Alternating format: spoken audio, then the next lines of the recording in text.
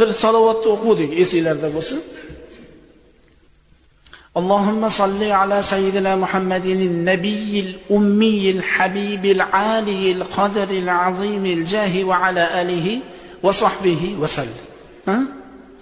Man lazama kulla yawmin marratan wahidatan la yakhruju min ad-dunya.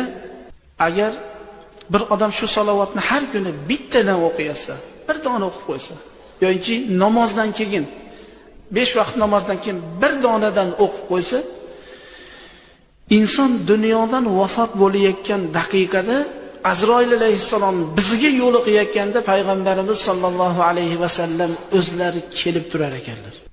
Nima deydi? Ya fawza man yusalli kulla yawmin ba'da salatil maktuba. Farz namozdan keyin bitta o'qib qo'yayotgan, ey zafar topgan odam.